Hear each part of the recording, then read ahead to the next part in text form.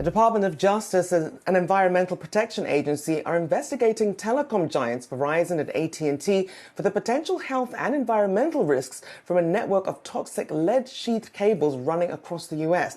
Now, this comes after a Wall Street Journal investigation revealed that AT&T and Verizon and other telecom companies left more than 2,000 toxic lead cables on poles under waterways and in soil across the U.S. Reporters tested near the cables, showing that dozens of spots registered lead levels exceeding EPA safety guidelines.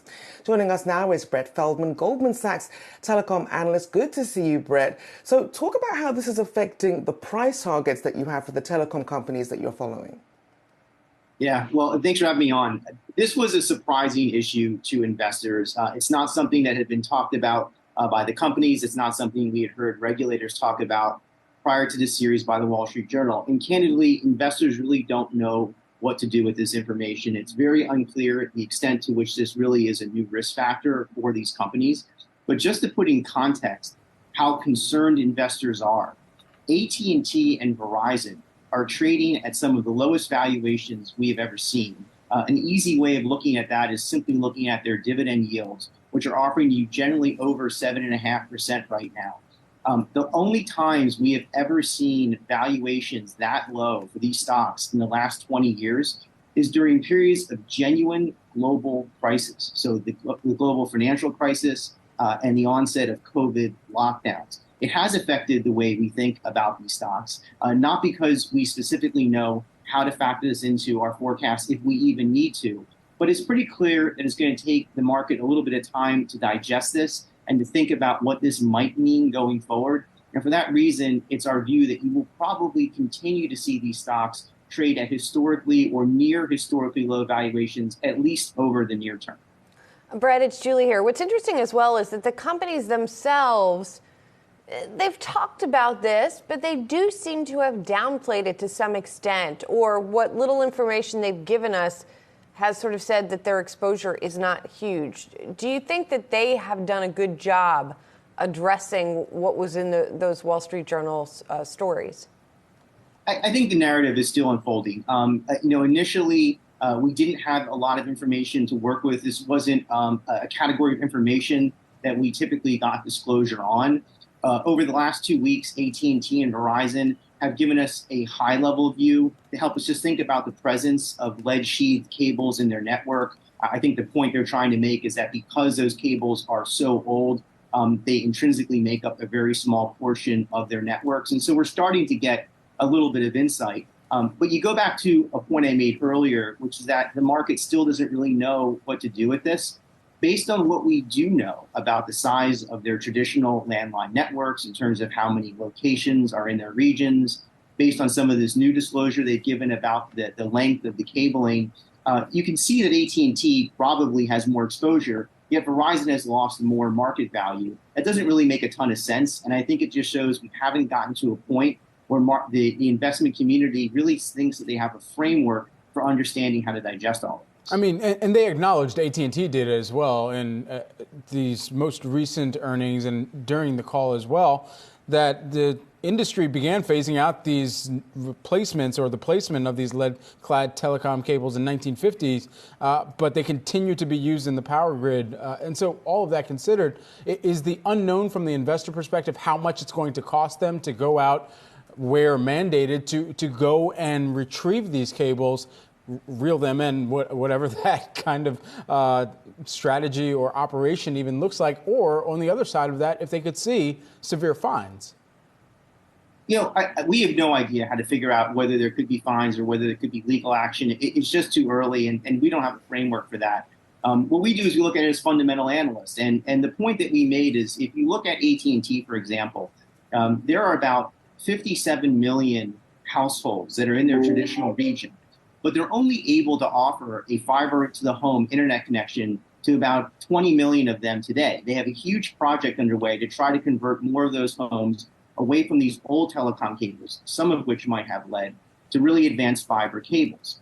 If going forward, they're going to have to spend more time with that process, maybe because the local public utility commissions ask for environmental surveys, or because they have to remove cabling that historically may have left in place, it could elongate the time frame from transforming from being an operator of older, slower networks to an operator of advanced high-speed networks. And that's a really big deal. If you look at network operators with advanced networks, their profit margins are about twice the level we see at companies like AT&T in their old region. So any friction associated with this transition really does degrade their ability to amplify the shareholder returns that they can achieve. And that's putting aside whether they might face some sort of external, legal or regulatory issue.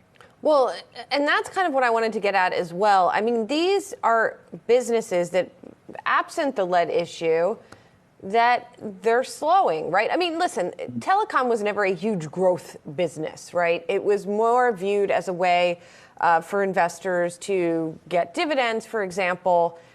Do investors, though, need to change the way they look at these companies in an environment when, for example, so many people are cutting the cord, there's a lot of discounting going on in the mobile side of the business? How should people be thinking about them? Well, you raise a good point. Before these headlines hit, telecom stocks hadn't traded particularly well anyhow. And that's for the exact reason you just mentioned, which is that we've seen some deceleration in growth. During the onset of COVID lockdowns, telecom providers, cable operators, they all saw huge lifts in demand for their services, particularly their premium tiers of services. The highest tiered mobile plans were very popular. The highest tiered broadband plans were very profitable. And we've come off those highs, and the market has been bracing for deceleration in these categories. All of these major providers reported results this week. And the biggest surprise were that numbers were actually a little better than we expected. We are seeing slowing. We're not seeing quite as much slowing as we would have expected. But what investors continue to see, and what worries the market a bit, is how much competition has emerged between the wireless carriers and the cable companies. So just as an example, the two biggest wireless carriers in the U.S., which are Verizon and T-Mobile, added more home internet customers, that's home broadband connections, in this last quarter than the cable companies did. But the biggest cable companies, which are Comcast and Charter, added significantly more new wireless customers than we saw at the major wireless carriers. And so there's this increasing degree of competition against the backdrop of slowing growth that has the market a little bit concerned. And then finally, just quickly here, I wanted to ask about your top pick in this business, which is T-Mobile, which you just mentioned. It's up this year, but not by a lot. But it has pretty consistently been outperforming the legacy providers. How's it going to continue to do so? Yeah, a great point there. T-Mobile is something of a unique story in this sector. So while the sector isn't seeing a lot of growth, T-Mobile is. And it's really because they just continue to take advantage of their acquisition of Sprint, which closed over 3 years ago. It's allowed them to gain share in parts of the market they historically haven't participated in, including rural communities and the business market. And as a result, they're still leading in subscriber growth. They haven't captured all the cost synergies in their reported financials yet. And so they're leading in profitability growth. And most exciting, I think, for this company is it's the most compelling capital return story. They are in the process of a very significant share repurchase program. We expect that they will repurchase $60 billion of stock over the course of this year, next year, and 2025. That's over 1/3 of their total market value. And during that period of time, we expect that the cash flow that they generate per share will compound annually north of 20%. There's nothing else in the category like that. And I think as investors continually see visibility into that unfolding, the stock will continue to outperform, or really should begin to outperform more than it has so far. We appreciate that breakdown. Brett Feldman there, Goldman Sachs telecom analyst. Thank you so much. Thanks, Pat.